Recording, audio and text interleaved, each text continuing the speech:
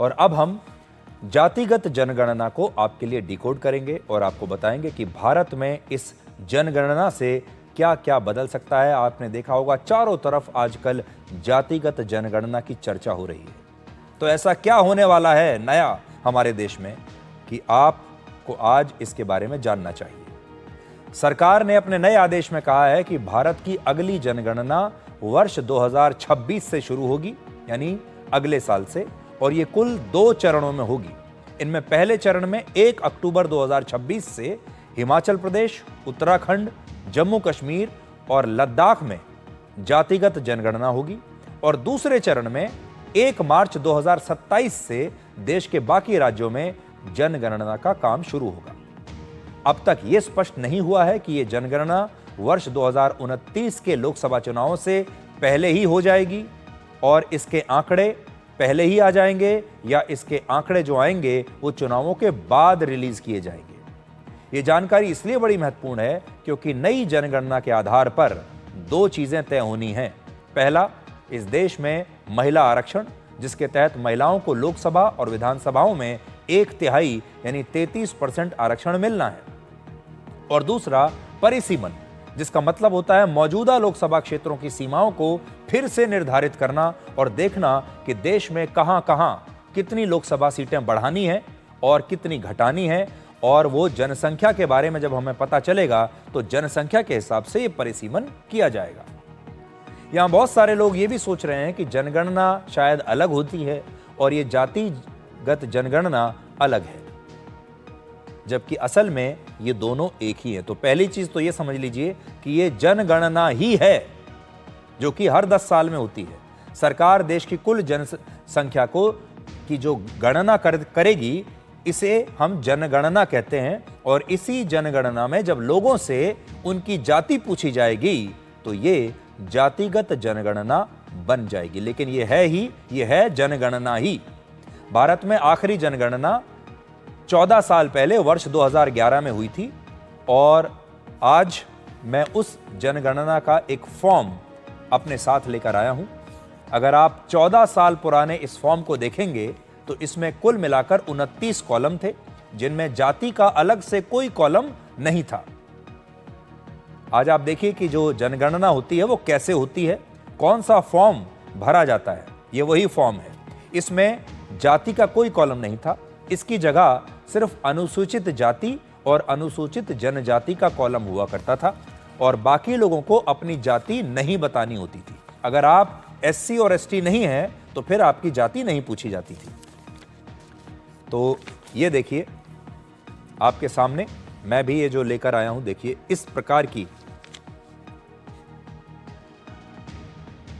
जनगणना होती है। भारत की जनगणना 2011 में ये फॉर्म था और इस फॉर्म में जब आप देखेंगे तो ये जो कॉलम नंबर 8 है, ये जहां मेरी उंगली है, ये कॉलम नंबर 8 एससी और एसटी उनके लिए होता था। ये देखिए इस तरह से ये भरा जाता था और इसमें क्या लिखा है, अनुसूचित जाति और अनुसूचित जनजाति। क्या ये व्यक्ति अनुसूचित जाति और जनजाति का है? यदि हां तो खाने में कोड दें और अगर नहीं है तो खाने में 3 लिखें। अगर आप अनुसूचित जाति के हैं तो 1 लिखिए, जनजाति के हैं तो 2 लिखिए और अगर इन आप नहीं हैं उस वर्ग में तो फिर 3 लिखिए। ऐसा इसमें लिखा जाता था। असल में इसके बाद 10 साल के बाद जब फिर से जनगणना हमारे देश में होनी थी 2021 में 22 में, तो आपको याद होगा तब हमारे देश में कोविड आ गया था और उसकी वजह से ये जातिगत जनगणना हमारे देश में नहीं हो पाई थी। अंग्रेजी में इन्हीं जातियों को एससी यानी दलित जातियां और एसटी शेड्यूल्ड ट्राइब यानी आदिवासी जनजातियां कहते हैं। इन जातियों की जनगणना वर्ष 1951 से ही हो रही है क्योंकि इन जातियों को हमारे संविधान में आरक्षण देने की बाध्यता है। तो जब तक आपको पता नहीं होगा कि कितने एससी हैं और कितने एसटी हैं तो उन्हें आप आरक्षण कैसे देंगे। और वो पूरा डेटा आपको जनसंख्या जब आप गिनते हैं अपनी, उस समय आपको बनाना होता है। सरल शब्दों में कहें तो संविधान से इन पिछड़ी जातियों को आरक्षण मिला है, इसीलिए जनगणना के सर्वे में केवल इन्हीं जातियों की गणना हुई, क्योंकि इन्हें आगे चलकर हमें आरक्षण देना है। लेकिन अब यह व्यवस्था बदल जाएगी। अब हर व्यक्ति को अपनी जाति बतानी होगी और अब देश को पहली बार पता चलेगा कि भारत में कितने लोग ओबीसी जातियों से हैं, कितने सवर्ण हैं, कितने अगड़ी जातियों से हैं, और इससे जातियों की नई रूपरेखा तय होगी। 35 साल पहले वर्ष 1990 में ओबीसी जातियों को नौकरियों और शिक्षा में आरक्षण मिलना तो शुरू हुआ, लेकिन अब तक ओबीसी जातियों की सही जनसंख्या सरकारों को पता ही नहीं है। अभी सिर्फ अनुमान लगाया जाता है कि भारत में ओबीसी की आबादी शायद सबसे ज्यादा है, 50% के आसपास, लेकिन इसके आधिकारिक आंकड़े कहीं उपलब्ध नहीं है। कोई नहीं जानता कि हमारे देश में ओबीसी कितने हैं। हालांकि इस बार की जनगणना से भारत में पहली बार सभी जातियों का एक ब्रेकअप आप सबके सामने आ जाएगा। आपको पता चल जाएगा कि हमारे देश में कितनी पिछड़ी जातियों के लोग हैं, कितने ओबीसी हैं, कितने अगड़ी जातियों के लोग हैं। उसमें से भी जो भी ब्रेकअप है वो सब आपके सामने होगा। आज बहुत सारे लोग ये भी जानना चाहते हैं कि जातिगत जनगणना के आंकड़ों से देश में क्या बदल जाएगा। तो इस सवाल का जवाब जानने के लिए आपको 94 वर्ष पीछे वर्ष 1931 में आज हम लेकर चलते हैं, फ्लैशबैक में, जब आखिरी बार ब्रिटिश काल में जनगणना के दौरान लोगों की जातियां पूछी गई थी। तो ये वो समय था 1931 जब हमारे देश में आखिरी बार जातिगत जनगणना हुई थी, उसके बाद से बंद हो गई। उस समय ये जनगणना बलूचिस्तान से लेकर बर्मा तक हुई थी, क्योंकि तब बलूचिस्तान और बर्मा तक हमारा ही देश फैला हुआ था। हालांकि कहते हैं कि इस जातिगत जनगणना ने उस वक्त के भारत के सामाजिक, राजनीतिक और आर्थिक ढांचे को काफी प्रभावित किया था और अंग्रेजों ने इसके जरिए भारत के समाज को बांट दिया था। इससे जो पहली बार है, इसकी वजह से प्रमुखता से यह बात सामने आई थी कि पिछड़ी और निम्न जातियों के मुकाबले अगड़ी जातियों की संख्या हमारे देश में बहुत कम है। तो इससे क्या पता चला? पिछड़ी जातियां हमारे देश में ज्यादा हैं, निम्न जातियां हमारे देश में ज्यादा हैं और अगड़ी जातियों के लोग कम हैं। लेकिन समाज में जो कंट्रोल है वो अगड़ी जातियों का ही है, यानी जो मुट्ठी भर अगड़ी जाति के लोग हैं यही सब कुछ कंट्रोल कर रहे हैं। इन्हीं आंकड़ों ने भारत में सामाजिक सुधार और आरक्षण के विचार को बल दिया था और लोग कहने लगे कि पिछड़ों की संख्या देश में ज्यादा है, इसलिए उन्हें उनका हक और अवसर भी ज्यादा मिलने चाहिए। इससे भारत के समाज में जो जातिगत भेदभाव होता था उसने एक राजनीति का रूप ले लिया। अंग्रेज चाहते तो वो इस जातिगत जनगणना के आधार पर भारत के पिछड़े समाज का उत्थान कर सकते थे, क्योंकि मकसद तो यही होना चाहिए था। लेकिन अंग्रेजों ने ऐसा किया नहीं। उन्होंने भारत के समाज को इन आंकड़ों के जरिए और बांट दिया। पिछड़ी जाति के हिंदुओं में यह भावना पैदा कर दी कि उनका शोषण अंग्रेजों से भी ज्यादा अगड़ी और सवर्ण जाति के लोग कर रहे हैं, जबकि उनकी जनसंख्या पिछड़ी जातियों के मुकाबले बहुत कम है। इतिहास में अंग्रेजों की इसी नीति को बांटो और राज करो की नीति कहा जाता है। अंग्रेजों ने जैसे धर्म के आधार पर हिंदू और मुसलमानों को बांटा, मुसलमानों के लिए एक अलग चुनाव क्षेत्र बनाया, ठीक उसी तरह डिप्रेस्ड क्लासेस यानी पिछड़ों के लिए अलग चुनाव क्षेत्र बनाने का भी प्रस्ताव आया, जिसे कम्युनल अवार्ड कहा गया। इसके तहत दलित नागरिक अपने निर्वाचन क्षेत्र में दलित नेता को ही वोट देकर उसे अपना प्रतिनिधि चुन सकते थे। यह बात उस समय महात्मा गांधी और कांग्रेस के नेताओं को अच्छी नहीं लगी और उन्होंने इसका विरोध किया था। कांग्रेस ने तो जातिगत जनगणना का ही बहिष्कार करने के लिए आंदोलन चलाए और 11 जनवरी 1931 को एक विरोध प्रदर्शन हुआ जिसका नाम था सेंसस बॉयकॉट संडे। इस बात का जिक्र वर्ष 1931 की जनगणना की रिपोर्ट में भी है और इसका नाम है census of India 1931।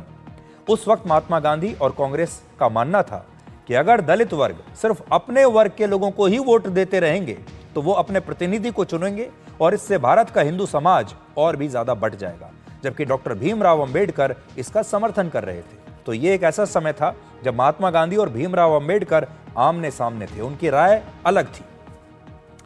Doctor Ambedkar का कहना था कि जातिगत जनगणना में पिछड़ों की कमजोर स्थिति साफ दिखती है, इसलिए उन्हें अलग निर्वाचन क्षेत्र और निर्वाचक मंडल की व्यवस्था मिलनी ही चाहिए।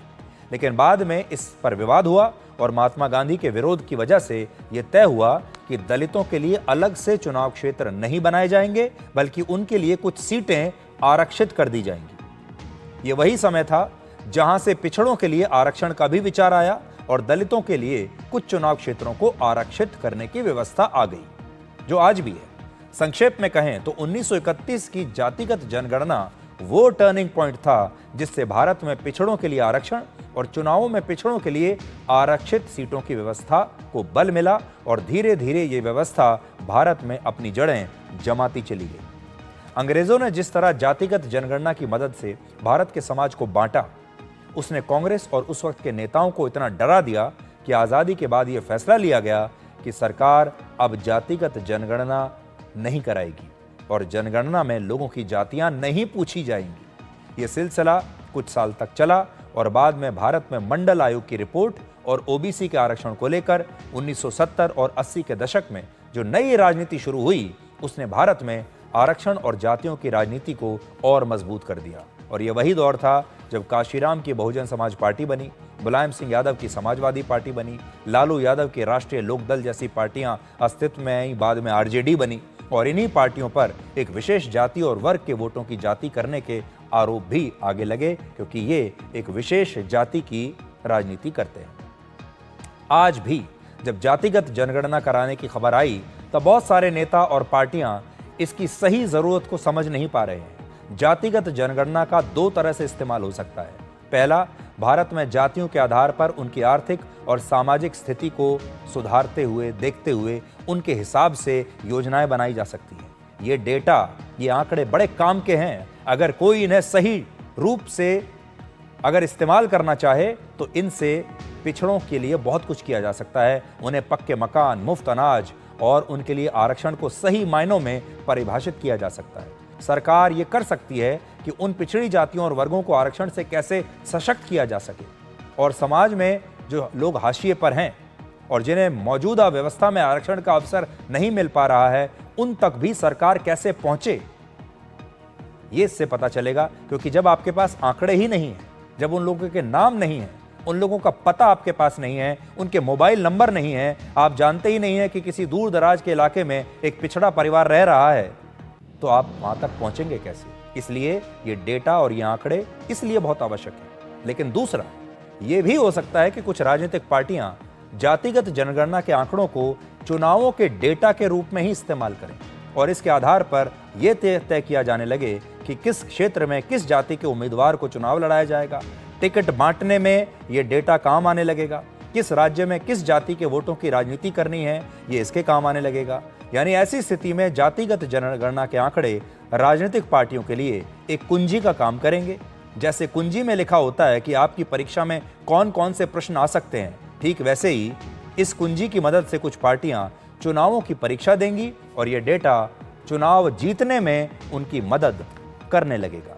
तो ये हमारे देश के नेताओं पर और सरकार पर है कि वो कैसे इसका इस्तेमाल करेंगी। तीसरा, जातिगत जनगणना के नए आंकड़ों से आरक्षण की रूपरेखा में बदलाव लाने की मांग भी उठ सकती है और आरक्षण को बढ़ाने की मांग भी और मजबूत हो सकती है, क्योंकि ये इस पर निर्भर करेगा कि डेटा क्या कहता है, डेटा में क्या आता है, पिछड़ों की संख्या कितनी है, बाकी के जो पिछड़ी जातियां हैं उनकी संख्या कितनी है, अगड़ों की जाति कितनी है, और हो सकता है कि एक नई परिभाषा आपको इसके बाद देखने को मिले। और आखिर में हम यही कहना चाहते हैं कि मान लीजिए अगर जातिगत जनगणना से ये पता चल गया कि किस जाति के किस राज्य और पूरे देश में कितने लोग हैं, तो उस जाति के सारे लोगों का प्रतिनिधित्व क्या सिर्फ एक ही परिवार करेगा? ये एक बड़ा प्रश्न है जो इन सारी जातियों को सोचना है। अगर ऐसा होता है तो इससे जातियों की राजनीति करने वाले परिवारों को इसका लाभ तो होगा, लेकिन उस जाति के लोगों का उत्थान कभी नहीं होगा। उन परिवारों को लाभ होगा जो उस जाति की राजनीति करते हैं, जो पॉलिटिकल फैमिलीज हैं, जो एक एक परिवार पूरी की पूरी पार्टी पर कब्जा करके बैठे हैं और वो पार्टियां एक खास जाति की राजनीति करती हैं। तो उन परिवारों को तो फायदा होगा, लेकिन जो उस जाति के लोग हैं उन्हें कुछ खास फायदा इसमें नहीं होने वाला है।